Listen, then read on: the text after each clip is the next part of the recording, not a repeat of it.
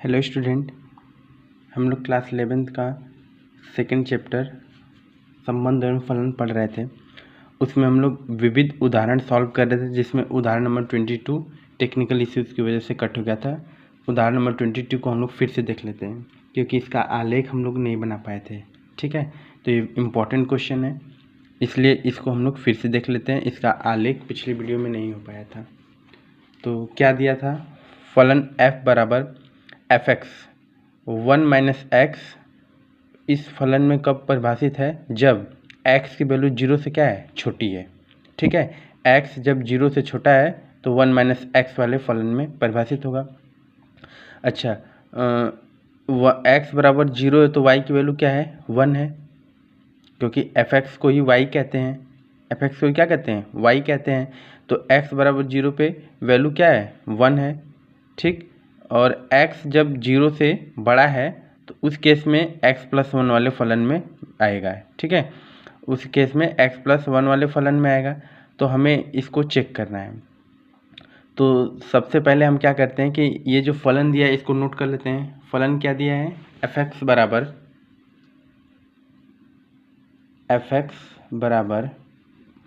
1 minus x कब है, जब x 0 से छोटा है। ठीक है, और 1 कब है, जब x बराबर 0 पे चेक कर रहे हैं। और x प्लस 1 कब है, जब x बड़ा है किससे, 0 से। इसका मतलब कि हम x बराबर 0 पे वैल्यू को नहीं चेक करेंगे, क्योंकि x बराबर 0 पे वैल्यू तो दिया ही हुआ है। जब दिया होता है तो उस पर चेक नहीं करते हैं। x बराबर 0 पे y की वैल्यू क्या आ रही है, 1 आ रही है, क्योंकि fx को ही क्या कहते हैं, fx को ही y कहते हैं।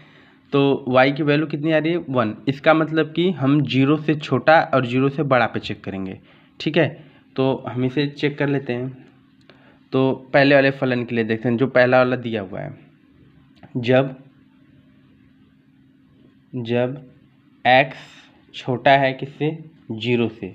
x जब छोटा हो तो किस फलन में लाई करेगा, fx बराबर 1 माइनस एक्स वाले। मतलब जब x 0 से क्या है, छोटा है, तो इस पहले वाले में परिभाषित होगा। तो fx बराबर 1 माइनस एक्स। ठीक है, x 0 से छोटा है, 0 पे तो चेक नहीं करना, तो इसका मतलब उससे छोटा है -1। तो x वैल्यू कहाँ से स्टार्ट होगी, -1, -2, -3, -4 डॉट डॉट माइनस अनंत, क्योंकि संख्या तो अनंत है। तो जो वैल्यू होगी परिभाषित वो कहाँ तक जाएगी, माइनस अनंत तक जाएगी। तो हम तो कोई 2-3 वैल्यू बस चेक कर लेंगे, 2-3-4 वैल्यू को चेक कर लेते हैं, सारी वैल्यू को तो चेक नहीं करते हैं। ठीक है, तो अब इसमें हम वैल्यू रखते हैं। तो फंक्शन क्या दिया है, fx equal to 1 minus x दिया हुआ है। ठीक है, तो x बराबर हम सबसे पहले क्या रखें, -1। तो f -1 पे वैल्यू क्या आएगी, देखिए 1 माइनस ब्रैकेट में x क्या रखेंगे, -1। ठीक है, तो 1 माइनस माइनस प्लस, तो 1 कितना हो जाएगा, 2। तो f -1 पे जो y की वैल्यू आ रही है वो कितनी आ रही है, 2 आ रही है। ठीक है, तो हम अगर पॉइंट में लिखना चाहें तो क्या लिख सकते हैं, जब x का मान हमने -1 रखा तो y की वैल्यू कितनी आई, 2। अब कोई भी ऐसे अगर -1, 2 लिखा रहता है तो ये x, y के रूप में रहता है हमेशा। ये तो फिक्स निर्देशांक में हमने पढ़ा भी है कि कोई भी वैल्यू अगर ऐसे लिखे तो सबसे पहले वाली x होती है, दूसरी वाली क्या होती है, y। तो देखिए x की वैल्यू -1 रखे तो y कितना आ गया, 2। ठीक है, फिर नेक्स्ट चेक करते हैं, x बराबर, ये चेक किया था हमने किस पे, x बराबर -1 पे। ठीक, अब x बराबर -2 पे चेक करते हैं। तो इस वैल्यू को रखेंगे तो फलन f -2, तो 1 माइनस क्या रखेंगे, -2। ठीक है, तो 1 माइनस माइनस प्लस 2 कितना आ गया, 3। मतलब f -2 पे जो वैल्यू आएगी y की वो कितनी आ रही है, 3। अगर इसको हम पॉइंट में लिखना चाहें तो क्या लिख सकते हैं, जब x -2 रखा तो y कितना आ गया, 3 आ गया। ठीक है, फिर से x बराबर -2 रख लिया, -3 चेक करते हैं। -3 पे x बराबर -3 पे क्या वैल्यू आ रही है, तो x बराबर -3 पे fx फंक्शन क्या है, 1 माइनस एक्स है, तो x क्या रख देंगे, -3 रखेंगे। तो 1 माइनस एक्स जगह -3 रखेंगे तो क्या हो जाएगा, 1 माइनस माइनस प्लस 3, तो f-3 पे फंक्शन की वैल्यू कितनी आ गई, 4 आ गई। मतलब f-3 पे जो फंक्शन की वैल्यू आ रही कितनी आ रही है, 4 आ रही है। तो अगर इसको हम पॉइंट में लिखना चाहें तो x-3 रखने पे y का मान कितना आया था, 4 आया था। ठीक है, अब एक वैल्यू और रख लेते हैं 4। वैसे तो हम 2 ही पॉइंट रख लेंगे तो कोई प्रॉब्लम नहीं है, लेकिन 2-3 रख लेते हैं। ठीक है, इससे ग्राफ क्लियर बनेगा। ठीक है, नेक्स्ट वैल्यू हम रख लेते हैं x की। x बराबर रख लेते हैं -4। x बराबर -4 रखे तो अब f(x) की वैल्यू, f(x) फंक्शन क्या है, 1 - x है। जब हम माइनस में ले रहे हैं तो फंक्शन f(x) 1 - x में आ रहा है। ठीक है, तो f -4x जगह क्या रख देंगे, -4। तो 1 - x जगह -4 रखेंगे तो ये आ जाएगा 1 - +4 कितना आ गया, 5। मतलब f-4 पे y की वैल्यू कितनी आ रही है, 5 आ रही है। तो अगर इसको हम पॉइंट में लिखना चाहें तो x-4 रखने पे y कितना आया है, 5। क्योंकि f(x) को ही क्या कहते हैं, y कहते हैं। f(x) को ही क्या कहते हैं, y कहते हैं। तो ये हमें फर्स्ट वाले पॉइंट मिल गया। कब निकाला हमने, जब x की वैल्यू 0 से क्या है, छोटी है, तब हमने पहले वाले फंक्शन में निकाल लिया। ठीक, अब हम सेकेंड में चेक करते हैं। सेकेंड कंडीशन को चेक करते हैं, जब x बड़ा है किससे, 0 से। x जब बड़ा होगा 0 से तो उस केस में फंक्शन f(x) क्या हो जाएगा, x+1। क्या जब फंक्शन x+1। ठीक है, फंक्शन क्या आ जाएगा, x+1। तो इस केस में x की वैल्यू क्या आ जाएगी, अब 0 से बड़ी है और 0 नहीं हो सकती क्योंकि 0 पे तो फंक्शन डिफाइन है ही। तो कितना आ जाएगा, 1 2 3 और 4। ठीक है, अब जैसे हमने पहले वाले में वैल्यू निकाला उस तरीके से अब सेकेंड वाले में भी वैल्यू निकालेंगे। ठीक है, उस तरीके से हम लोग सेकेंड वाले में भी वैल्यू निकालेंगे। तो हम लोग फंक्शन को देख लेते हैं। x बराबर 1 रखने पे, जब x बराबर 1 रखेंगे तो फंक्शन क्या गिवन है, f(x) बराबर x+1। ठीक है, जब हम x बराबर 1 रखें तो फंक्शन क्या है, f(x) बराबर x+1। तो f1 पे चेक करेंगे तो 1 + 1 कितना हो जाएगा, 2। तो f1 पे जो वैल्यू आएगी वो y की कितनी आ जाएगी, 2। इसका मतलब इसको पॉइंट में लिखना चाहें तो क्या लिख सकते हैं, जब हमने x1 रखा तो y कितना आ गया, 2 आ गया। ठीक है, फिर x बराबर किस पे चेक करते हैं, 2 पे। तो x बराबर 2 पे चेक करेंगे। x बराबर 2 पे अगर वैल्यू चेक करते हैं तो ये कितना आता है, देखिए x बराबर 2 पे तो f2 निकालेंगे तो 2 + 1 कितना आ जाएगा, 3। ठीक है, तो मतलब f2 पे जो वैल्यू आई है वो कितनी आ गई, 3। इसका मतलब कि अगर हम x की वैल्यू 2 रखे तो y कितना आ गया, 3 आ गया। तो 2 पॉइंट भी इनफ है। ठीक है, ज़्यादा पॉइंट लेने की कोई ज़रूरत नहीं, उसमें भी हम लोग 2 पॉइंट को लिए 4 हैं, लेकिन ग्राफ पे कितना दिखा देते हैं, 2 ही दिखा देते हैं। वो तो सिमिलरली उसी तरह आगे बढ़ता चला जाएगा। देखिए, तो फिर उसके बाद जब हमको आलेख खींचना है, क्वेश्चन में क्या बोला है, आलेख ड्रॉ करना है। तो सबसे पहले हम निर्देशांक बनाएंगे, कार्तीय तल मतलब, तो इसमें जिसमें x और y दोनों आएंगे। निर्देशांक ज्यामिति हम लोगों ने क्लास 9th में पढ़ा है अच्छे से। ठीक है, ये क्या होता है, मूल बिंदु, इसको क्या कहते हैं, मूल बिंदु, जिसकी इंग्लिश होती है ओरिजिन।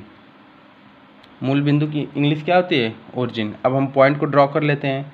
तो पॉइंट हमारा कहाँ तक गया है, 5 तक। उसमें फर्स्ट वाले में भी वही है और सेकेंड वाले में भी वही है। तो हाईएस्ट वैल्यू हमारी कितनी गई है, 5 तक गई है।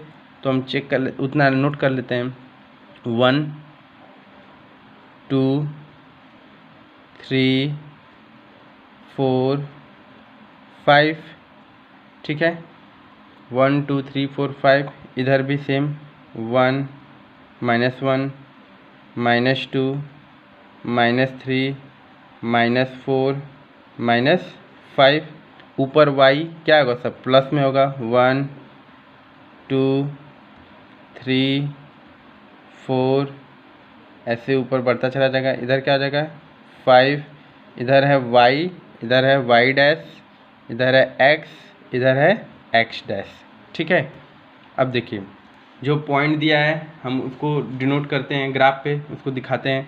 तो सबसे पहला पॉइंट हमें क्वेश्चन में क्या दिया हुआ था, क्वेश्चन में गिवन था, सबसे फर्स्ट पॉइंट हमको क्वेश्चन में गिवन था जब x की वैल्यू 0 है तो y की वैल्यू कितनी आ रही है 1, तो x 0 y 1 कहाँ आएगा, यहाँ पे हमारा पॉइंट आएगा कौन सा, x 0 है तो y 1, 0,1 कहाँ आएगा यहाँ। इसका मतलब कि जो हमारा ग्राफ बनेगा वह 1 के ऊपर की बात है, 1 से ऊपर बनेगा। ठीक है, क्यों, क्योंकि पहला पॉइंट हमको दे ही दिया है कि जब x 0 है तो y कितना है 1 है, तो 0 1 y तल पे आएंगे, y एक्सिस पे आएंगे यहाँ पे, तो 0 1 पहला पॉइंट हमने जो दिया था उसको डिनोट कर लिया। ठीक, उसके बाद जो हम लोगों ने पॉइंट निकाला है अब उसको निकाल लेते हैं। पॉइंट हमने क्या निकाला है, अगर सबसे पहले वैल्यू हम लोग माइनस का चेक कर लेते हैं, x -1 लिए थे, ठीक है, x -1 लिए थे तो y की वैल्यू कितनी आई थी 2 आई थी, तो x -1 पे y हमारा कितना आया था 2, ये हो गया एक पॉइंट। ठीक है, फिर से x हमने -2 लिया था तो y कितना आया था 3 आया था, x -2 लेने पे y की वैल्यू कितनी आई थी 3 आई थी, ये हो गया।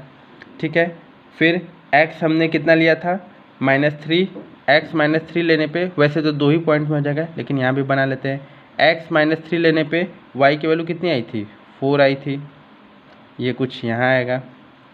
ठीक है, x -4 लेने पे y कितना आया था 5 आया था। ठीक है, एज सो वन, इसी तरह वैल्यू हम आगे लेते चले जाएंगे। ठीक है, इसी तरह आगे हम वैल्यू बढ़ाते चले जाएंगे, बढ़ता चला जाएगा। ठीक है, अब सेकेंड पॉइंट, जब x ये कंडीशन कौन था, जब x की वैल्यू 0 से छोटी थी, तो 0 से छोटी तो माइनस में जाएगा तो इधर चला गया। अच्छा, अब कौन सी कंडीशन है, जब x की वैल्यू 0 से क्या है बड़ी तो सब पॉजिटिव वाले में जाएगा।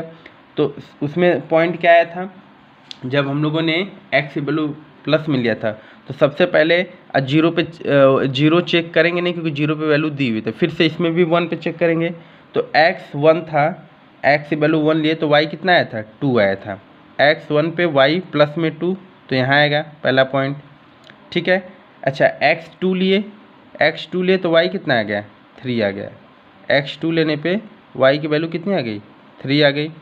ठीक है, अच्छा x 3 ले लिए तो y की वैल्यू कितनी आ गई 4 आ गई, x 3 लेने पे y की वैल्यू कितनी आ गई 4 आ गई।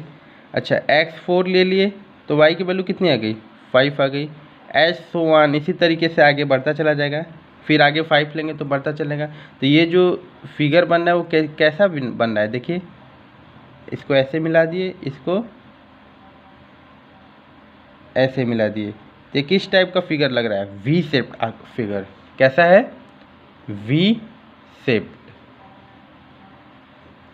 कैसा फिगर है वी शेप फिगर है। अच्छा, हम लोग इक्वेशन को भी लिख लेते हैं कि कब कौन सा इक्वेशन था। ठीक है, ये वाला कब था, जब ये था f(x) बराबर 1 - x, f(x) बराबर 1 - x, ये कब था, जब x की वैल्यू 0 से क्या थी छोटी थी, x की वैल्यू 0 से छोटी थी।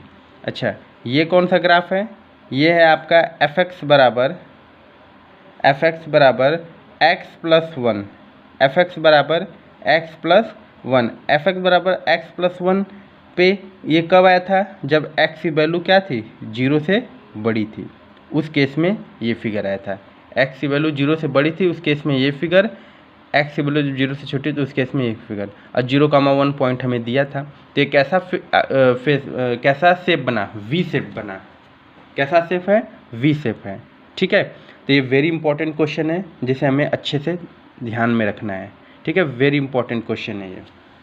ठीक, अब हमारा यहाँ विविध उदाहरण खत्म होता है, अब हम विविध प्रश्नावली को सॉल्व करते हैं, विविध प्रश्नावली। ठीक है, विविध प्रश्नावली का क्वेश्चन नंबर 1, क्वेश्चन नंबर 1 क्या लिखा है, संबंध f f(x) बराबर x², x की वैल्यू 0 से बड़ी, साथ में क्या है 0 के बराबर है, और 3 से छोटी और 3 के बराबर, मतलब x की जो वैल्यू हो सकती है वह 0 भी हो सकती है और 0 से बड़ी, और 3 भी हो सकती है और 3 से छोटी, इसका मतलब ये हुआ। ठीक है, द्वारा परिभाषित है, और दूसरा दिया इसी में 3x, एक्स की वैल्यू 3 से बड़ी, ठीक है, 3 से बड़ी, साथ में 3 के बराबर और 10 से छोटी और 10 के बराबर। ये पहला वाला फंक्शन f(x) जो दिया है वह कुछ इस प्रकार से दिया है कि जो पहले वाले में x की वैल्यू 0 से बड़ी और 3 से छोटी, ठीक है, 0 भी होगी और 3 भी होगी। दूसरे वाले में क्या है कि x जो वैल्यू है 3 से बड़ी और 3 भी होगी और 10 से छोटी और 10 भी होगी। ये पहला वाला फंक्शन हमको बता रहा है। सेकेंड क्या है, gx बराबर संबंध g बराबर gx बराबर एक्स स्क्वायर, एक्स की वैल्यू जो है वह 0 से बड़ी, साथ में बराबर और 2 से छोटी और 2 के बराबर, ठीक है। और दूसरा क्या है कि x की वैल्यू 2 से बड़ी और 2 के बराबर और 10 से छोटी और 10 के बराबर, तब उस केस में 3x में आएगा। मतलब ये असमीका है, ये असमीका हम लोग चैप्टर आगे पढ़ेंगे तो असमीका हमें क्लियर हो जाएगा। इसका मतलब क्या होता है, अगर इस सिंबल के नीचे ऐसा लाइन खींचा हुआ तो इसका मतलब बराबर होता है, मतलब वो वैल्यू होगी साथ में, ठीक है।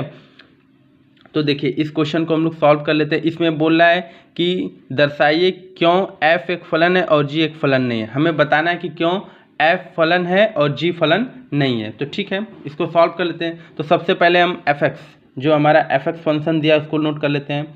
f(x) बराबर एक्स स्क्वायर 0, x की वैल्यू 0 से बड़ी और 0 के बराबर और 3 से छोटी 3 के बराबर, ऐसा दिया है। दूसरा क्या दिया, 3x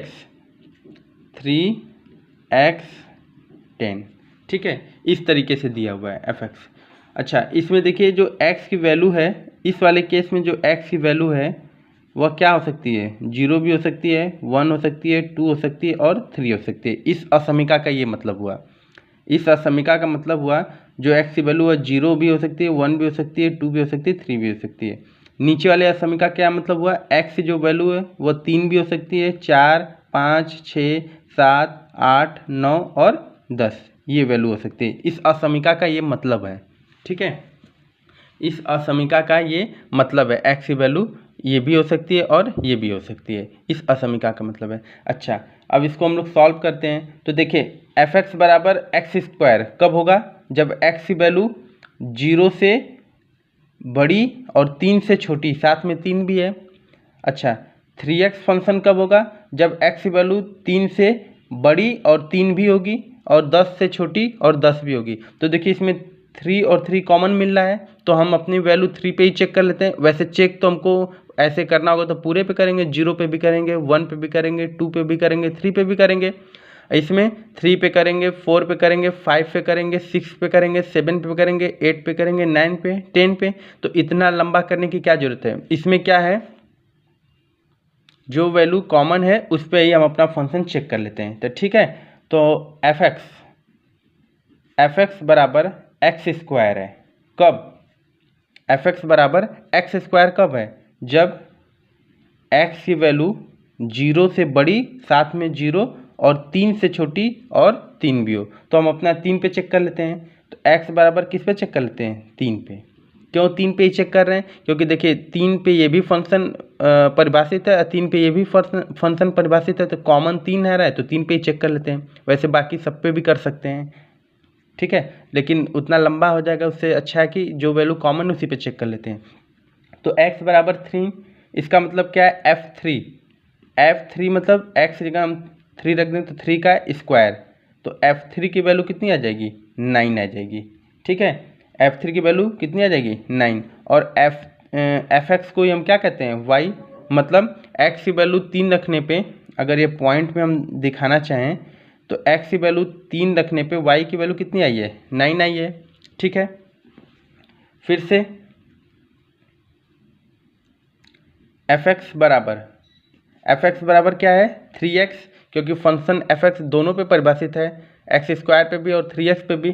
तो f(x) बराबर 3x ये कब है, जब x की वैल्यू 3 से बड़ी और साथ में 3 है और 10 से छोटी और साथ में 10 है, ठीक है। तो हम इसमें भी किस पे चेक कर लेते हैं, 3 पे ही चेक कर लेते हैं। तो x बराबर 3 पे चेक कर लेते हैं। तो f(3) निकाल लेते हैं, जहाँ x है वहाँ क्या रखेंगे, 3, 3 3 जा 9, मतलब f(3) की वैल्यू कितनी आ गई, 9 आ गई। और f(x) ही क्या होता है, y होता है। मतलब इसको अगर पॉइंट में हम दिखाना चाहें तो क्या लिख सकते हैं, 3 रहने पे y की वैल्यू कितनी आई है, 9 आई है। ठीक है, 3 रहने पे कितनी आई है, 9 आई है। अब इसको अगर हम तीर आरेख में दिखाना चाहें तो कैसे दिखा सकते हैं, तीर आरेख में दिखा देते हैं। इधर मान लीजिए समुच्चय ए है, इधर मान लीजिए क्या, समुच्चय बी। यहाँ ए बी की जगह कुछ भी मान सकते हैं, कोई ज़रूरी नहीं है कि ए बी ही माने। तो इधर अवयव 0 सब रखेंगे तो 0 1 2 हमने किस पे चेक किया है, 3 पे, डॉट डॉट इधर भी अवयव होगा जो 1 2 3। अच्छा इधर क्या होगा, इधर भी सारे अवयव होंगे और 9 पे। तो देखिए हमने पहला फंक्शन चेक किया, एक्स की वैल्यू 3 रखे तो वाई कितना आया, 9, तो ये ऐसे चला गया। ठीक है, दूसरा फंक्शन 3 चेक किए तो भी वाई की वैल्यू कितनी आई, 9। तो इसका मतलब देखिए 3 का संबंध 9 से है। ठीक है, 3 का संबंध 9 से है। तो ये जो संबंध है, मतलब संबंध को रिलेशन आर से दिखाते हैं। तो क्या यह संबंध जो बना हुआ है, क्या यह एक फलन है, हाँ यह एक फलन है, क्योंकि इधर का सिंगल अवयव इधर के सिंगल अवयव से तो मैच कर ही सकता है। ये एक्स है, ये क्या होता है, वाई। तो इसको क्या लिखेंगे, इसको लिख देंगे कि एक्स के प्रत्येक मान, x के प्रत्येक मान के लिए, x के प्रत्येक मान के लिए f(x) के अद्वितीय, f(x) के अद्वितीय मान हैं। ठीक है, x के प्रत्येक मान के लिए f(x) के अद्वितीय मान हैं।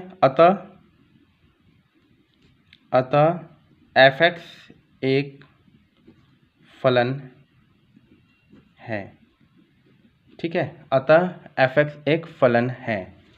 फिर से क्या किया हमने, x square, function x square में कब परिभाषित करेगा, जब x की वैल्यू 0 से बड़ी और साथ में 0 हो, 3 से छोटी और साथ में 3 हो। ठीक है, 3x में कब परिभाषित करेगा, जब x की वैल्यू 3 से बड़ी साथ में 3 हो, 10 से छोटी साथ में 10 हो। ठीक है, तो वैल्यू x क्या हो सकती है, पहले वाले में 0 1 2 3, और सेकेंड वाले में क्या हो सकती है, x की वैल्यू 3 4 5 6 7 8 9 10। तो हम सब पे चेक करेंगे तो फंक्शन बहुत लंबा हो जाएगा। तो हम ऐसे वैल्यू पे चेक करते हैं जिस पे कॉमन है। देखिए इसमें भी 3 आ रहा है, इसमें भी 3 आ रहा है, तो f3 पे ही चेक कर लेते हैं। ठीक है, तो f(x) = x स्क्वायर, ये वाले कंडीशन पे कब, x जब है 0 से बड़ा साथ में 0 के बराबर, 3 से छोटा 3 के बराबर। तो x बराबर 3, तो जहाँ जहाँ x है वहाँ 3 रख देंगे। तो f3 बराबर 3 का स्क्वायर कितना होता है, 9। तो अगर हम इसको पॉइंट में लिखना चाहें तो पहला, अगर x की वैल्यू 3 है तो y की वैल्यू कितना आया है, 9। ठीक है, सेकेंड देख लेते हैं, f(x) बराबर 3x कब है, जब x की वैल्यू 3 से बड़ी साथ में 3 के बराबर और 10 से छोटी 10 के बराबर। तो x बराबर 3 पे चेक लेते हैं, f3 बराबर 3 × 3 कितना हो गया, 9। इसको पॉइंट में लिखना चाहें तो 3, 9 हो गया। इधर अगर तीर आरेख में अगर इसको बनाना चाहें, ये क्या है आपका, तीर आरेख, तीर आरेख। ठीक है, तीर आरेख में इसको बनाना चाहें तो क्या है कि x की वैल्यू अगर 3 रखे थे तो y कितना आया था, 9। तो पहला वाला x होता है, दूसरा वाला क्या होता है, y। तो 3, 9।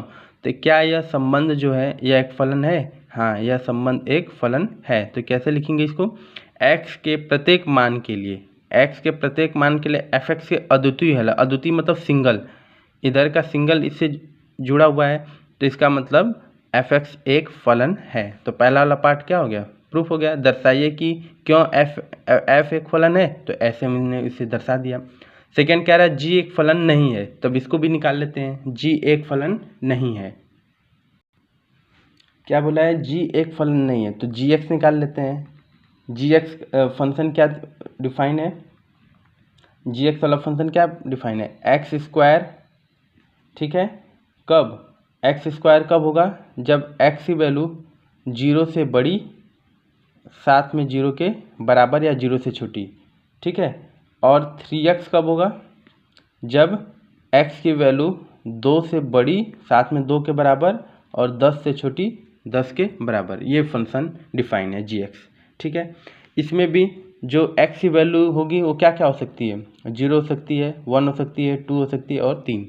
ठीक है, इसमें क्या हो सकती है, x की वैल्यू 2 होगी, 3 4 5 6 7 8 9 10, अब सब पे तो चेक करेंगे नहीं, सब पे चेक करेंगे तो फंक्शन बहुत बड़ा हो जाएगा। तो फिर से इसमें भी कौन सा पॉइंट ऐसा है जो दोनों में कॉमन है, तो देखिए इसमें भी 2 आ रहा है, इसमें भी 2 आ रहा है, पहले वाले में दोनों में 3 आ रहा था तो 3 पे चेक किए थे, इसमें दोनों में 2 आ रहा है तो 2 पे चेक कर लेंगे फंक्शन। ठीक है, तो चेक कर लेते हैं gx बराबर एक्स स्क्वायर। ऐसा कब होगा, जब x की वैल्यू जो है वह 0 से बड़ी साथ में 0 के बराबर और 2 से छोटी साथ में 2 के बराबर, ये तब होगा। ठीक है, तो हम x बराबर 2 पे चेक कर लेते हैं, x बराबर 2 पे, तो जहाँ जहाँ x है वहाँ वहाँ क्या रख देंगे 2, तो x 2 का स्क्वायर कितना हो गया 4। ठीक है, तो g2 की वैल्यू कितनी आ गई 4। मतलब अगर इसको हम पॉइंट में लिखना चाहें तो क्या लिख सकते हैं, जब x की वैल्यू हमने 2 रखी तो y का वैल्यू कितना आया 4, क्योंकि यही y होता है। fx चाहे gx कुछ भी लिख सकता है, उससे कोई प्रॉब्लम नहीं है। ठीक है, नेक्स्ट चेक करते हैं सेकेंड वाले फंक्शन के लिए gx कब 3x होगा, gx कब 3x होगा, जब x की वैल्यू 2 से बड़ी साथ में 2 के बराबर और 10 से छोटी और 10 के बराबर। ठीक है, तो यहाँ पे gx, तो अब क्या रखेंगे, फिर से x बराबर 2 पे चेक कर लेंगे, x बराबर 2 पे, तो g2 निकालेंगे तो क्या हो जाएगा 3 इंटू 2।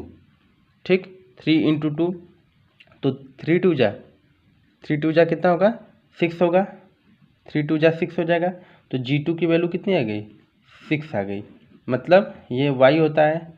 तो अगर पॉइंट में इसको लिखना चाहें तो क्या लिख सकते हैं, पॉइंट में लिखना चाहे तो अगर x की वैल्यू हमने 2 लिया तो y कितना आया 6 आया। ठीक है, अब इसको अगर हम तीर आरेख पे बनाएंगे तो क्लियर हो जाएगा कि क्या यह फलन है कि नहीं, क्योंकि संबंध तो हो सकता है लेकिन फलन नहीं, क्योंकि हर संबंध फलन नहीं हो सकते, लेकिन जितने फलन है वो संबंध हो सकते हैं। कुछ खास ही ऐसे संबंध हैं जो फलन होंगे। ठीक, तो ये मान लेते हैं समुच्चय ए है, ये मान लेते हैं समुच्चय बी है। x के पास क्या अवयव है 2 ही है, और y के पास क्या क्या है 4 और 6 है। ठीक है, अब देखिए पहले वाले को x कहते हैं, दूसरे वाले को y, तो 2 का संबंध 4 से भी है और 2 का संबंध 6 से भी है। तो क्या यह पॉसिबल है कि इधर का एक अवयव इधर के दो अवयव से जुड़ सकता है, या क्या ये पॉसिबल है इधर का जो 2 है मतलब इसके 2 प्रतिबिंब हो सकते हैं, क्या एक लोगों के 2 चेहरे हो सकते हैं, पॉसिबल नहीं है। एक लोगों के 2 चेहरे नहीं हो सकते, 2 का 4 चेहरा नहीं हो सकता, 2 का 6 चेहरा नहीं हो सकता, केवल एक ही हो सकते हैं। इधर का कोई 2 लोग से जुड़ सकता है लेकिन इधर का कोई 2 लोगों से नहीं जुड़ सकता, मतलब जो x के अवयव हैं वो y के 2 लोगों से नहीं जुड़ सकते। या इसको कॉमन एग्जांपल में ले लेते, इधर मान लीजिए क्या लिख देते हैं बच्चा, इधर क्या लेते हैं माँ। ठीक, एक बच्चे की 2 माँ पॉसिबल नहीं है। ठीक है, मतलब यह जो संबंध है यह फलन नहीं है, एक बच्चे की 2 माँ नहीं ना हो सकती, एक माँ के 2 बच्चे तो हो सकते हैं, मतलब इधर 4 इधर के 2 लोगों से जुड़ सकता है, इधर का 6 इधर के 2 लोगों से जुड़ सकता है, लेकिन इधर का जो सिंगल अवयव मतलब इधर का जो 2 है इधर के 2 लोगों से नहीं जुड़ सकता है। तो यह संबंध तो है लेकिन फलन नहीं है। तो हमसे क्वेश्चन पूछा है कि ये फलन नहीं है बोला है, तो हाँ यह एक फलन नहीं है। तो इसको क्या लिखेंगे, अगर इसको मैथमेटिक्स टर्म में लिखना चाहें तो लिखेंगे अवयव 2 के 2 प्रतिबिंब, अवयव 2 के 2 प्रतिबिंब। ठीक है, 2 प्रतिबिंब बन रहे हैं, अवयव 2 के 2 प्रतिबिंब बन रहे हैं जो कि संभव नहीं है, जो संभव नहीं है। ठीक है, किसी एक लोगों के 2 चेहरे नहीं हो सकते, अतः gx एक फलन नहीं है, अतः gx एक फलन नहीं है। ठीक है, नेक्स्ट क्वेश्चन देखते हैं, क्वेश्चन नंबर 2। ठीक है, नेक्स्ट क्वेश्चन देखते हैं, क्वेश्चन नंबर 2। क्वेश्चन नंबर 2 क्या दिया है, यदि fx बराबर एक्स स्क्वायर, यदि fx बराबर एक्स स्क्वायर तो f1.1 माइनस f1 बटे के 1.1 माइनस 1 ज्ञात कीजिए। ज्ञात कीजिए, ठीक है। यदि f(x) बराबर एक्स स्क्वायर, f(x) बराबर एक्स स्क्वायर, तो f(1.1) और f(1), ठीक है, और 1.1 मतलब इसकी हमें वैल्यू निकालनी है। और फंक्शन हमें क्या दिया है, f(x) बराबर एक्स स्क्वायर, ठीक है, f(x) बराबर एक्स स्क्वायर दिया है। तो ठीक है, हमें जिसको वैल्यू निकालना है वो वैल्यू पे हम फंक्शन को ही निकाल लेते हैं कि फंक्शन की वैल्यू क्या है। जैसे f(1.1) निकालना है तो इसी पे वैल्यू पहले निकाल लेते हैं, ठीक है, फिर इसको f(1) निकाल लेते हैं, उन दोनों को माइनस कर देते हैं। तो हम इसको f(x) बराबर क्या दिया है, एक्स स्क्वायर, ठीक है, f(x) बराबर एक्स स्क्वायर दिया है। हम x बराबर सबसे पहले क्या रख दें, 1 रख दें, क्योंकि हमें f(1) चाह रहा है, तो x बराबर 1 रखेंगे तो f(1) की वैल्यू क्या आ जाएगी, तो जहाँ जहाँ x है वहाँ 1 रख देंगे, तो 1 का स्क्वायर, किसी भी चीज़ का स्क्वायर 1 का स्क्वायर करेंगे तो 1 ही आएगा, मतलब f(1) की वैल्यू कितनी आ गई, 1 आ गई, ठीक है। दूसरी वैल्यू क्या आ रही है, f(1.1) चाह रहा है, तो x के बराबर क्या रख दें, 1.1, ठीक है। f(1.1) रखने का मतलब क्या, जहाँ जहाँ x है वहाँ 1.1 रख दें, तो 1.1 का होल स्क्वायर, तो 11 का स्क्वायर कितना होता है, 121 होता है, और यहाँ पे दो डिजिट पे डेसिमल लग जाएंगे तो 1.21 आ जाएगा। तो f(1.1) की वैल्यू कितनी आ गई, 1.21। अब इस वैल्यू को पुट कर देते हैं इसमें, तो हमें क्या, किसकी वैल्यू चाहिए, f(1.1) minus f(1) upon 1.1 minus 1, तो ठीक है, f(1.1) की वैल्यू कितनी आई है, 1.21 माइनस f(1) की कितनी आई है, 1 आई है, अपॉन 1.1 माइनस 1, ठीक है। इसको माइनस कर लेते हैं, इसको माइनस कर लेते हैं, कितना आएगा, तो 1.21 में से 1 माइनस होगा तो क्या बचेगा, 0.21, अपॉन 1.1 में से 1 गया तो क्या बचेगा, 0.1। अच्छा, डेसिमल हटाना है तो देखिए ऊपर कितना, दो डिजिट के बाद डेसिमल है, तो ऊपर 100 से मल्टीप्लाई करेंगे तो नीचे भी कितना से करना पड़ेगा, 100 से, तो ऊपर कितना देगा 21, और नीचे कितना हो जाएगा 100, मतलब 10 हो जाएगा, एक जीरो से एक डेसिमल हट जाएगा, कितना बचेगा 10। अगर इसको आप चाहें तो डिवाइड कर दें, कितना आ जाएगा 2.1, तो इसकी वैल्यू क्या निकल गई, 2.1। तो सिंपल है, क्या किया हमने, जिस पे फंक्शन पूछ रहा है उसी पे वैल्यू हम निकाल लेते हैं। तो एक बार 1 पे निकाल लिए, f(1) चाह रहा था तो x बराबर 1 पे रख के निकाल लिए, 1.1 चाह रहा था, f(1.1) चाह रहा था, 1.1 रख के f(1.1) निकाल लिए, फिर वैल्यू को पुट करके सोल्यूशन हो गया, ठीक है। नेक्स्ट क्वेश्चन देखते हैं, क्वेश्चन नंबर 3। क्वेश्चन नंबर 3, फलन f(x) बराबर x square plus 2x plus 1 upon x square minus 8x plus 12, ठीक है, का प्रांत ज्ञात कीजिए।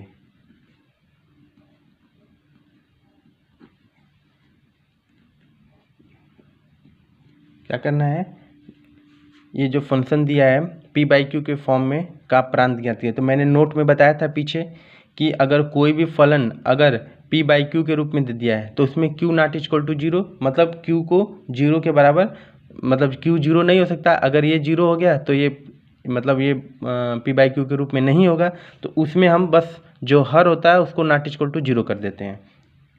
हर को क्या करते हैं, हर को नॉट इक्वल टू 0 कर देते हैं, बस इसका ये कंसेप्ट है, एकदम इजीली सॉल्व हो जाएगा। तो हर क्या है, x square minus 8x plus 12 not equal to क्या हो जाएगा, 0, ठीक है। तो इसको ये द्विघात समीकरण, इसको सॉल्व कर लेते हैं। तो एक्स स्क्वायर, देखिए माइनस करने पे मल्टीप्लाई करने पे 12 आना चाहिए, प्लस माइनस करने पे -8 आना चाहिए। तो ऐसी कौन सी संख्या है, तो 6 × 2 6 -6 -2, तो माइनस यहाँ भी लगा दें, माइनस आते माइनस माइनस प्लस 12 हो जाएगा, अब -6 -2 -8 हो जाएगा, तो ये हो जाएगा x square minus 6x - 2x plus 12 not equal to 0। देखिए यहाँ से कॉमन, यहाँ से कॉमन, तो यहाँ से x कॉमन लेंगे तो क्या हो जाएगा, x - 6, यहाँ से -2 कॉमन लेंगे तो x - 6 not equal to 0, x minus six एक ब्रैकेट में कर लेंगे, दूसरे ब्रैकेट में क्या हो जाएगा x minus two not equal to zero. तो एक बार हम x minus six not equal to zero करेंगे तो एक्स बराबर क्या आ जाएगा सिक्स, मतलब x not equal to six आ जाएगा। और दूसरा value x minus two not equal to zero करेंगे तो एक्स नॉट इक्वल टू क्या आ जाएगा टू। मतलब कि ये जो इस फंक्शन में जो हर की वैल्यू हो सकती है, मतलब जो एक्स की वैल्यू हो सकती है वो क्या नहीं हो सकती है, टू और सिक्स नहीं हो सकती है। इनके अलावा पूरी वास्तविक संख्या हो सकती है, इसके अलावा पूरी वास्तविक संख्या हो सकती है, क्योंकि अगर सिक्स और टू रखेंगे तो ये फंक्शन जीरो हो जाएगा। ये जब जीरो हो जाएगा तो ये तो सत्यापित ही नहीं हो सकता, 1/0 को सत्यापित कर ही नहीं सकते क्योंकि डिवाइड ही नहीं जाएगा। तो इसका मतलब सारी वास्तविक संख्या हो सकती है सिक्स और टू को छोड़ के। तो हम प्रांत लिखना चाहें तो क्या लिखेंगे, प्रांत है x belongs to r, x जो है r में बिलोंग करेगा, लेकिन क्या माइनस कर देंगे, क्या क्या नहीं करेगा, सिक्स और टू। सिक्स और टू लिखें या टू या सिक्स लिखें एक ही बात है, ठीक है।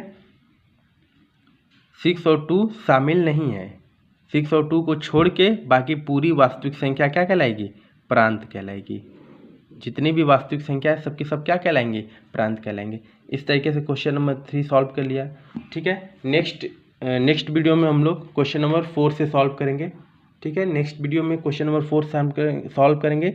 जितना भी क्वेश्चन मैंने बताया इसको अच्छे से देख ले, सारे इंपॉर्टेंट क्वेश्चन हैं, जितने भी इंपॉर्टेंट कंसेप्ट है इसका मैंने नोट में पिछले क्लास में बताया था, नोट लिखवा के नोट 1 नोट 2 करके इसका बताया था। तो ये चीज़ आप ध्यान रखिएगा, कोई भी फंक्शन अगर p/q के रूप में दिया है तो हर कभी भी जीरो नहीं हो सकता। वैसे भी परिमेय संख्या में आप जानते हैं q नॉट इक्वल टू क्या होता है, जीरो।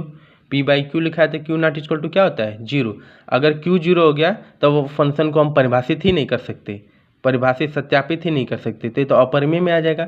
इसका मतलब कि हर कभी भी जीरो नहीं हो सकता। तो जो भी हर में लिखा होगा समीकरण, द्विघात समीकरण, जो भी क्वाड्रेटिक इक्वेशन होगा उसको नॉट इक्वल टू जीरो करके सॉल्व कर देंगे, इजीली आंसर निकल जाएगा, ठीक है। नेक्स्ट वीडियो में हम लोग क्वेश्चन नंबर 4 सॉल्व करेंगे। Thank you so much.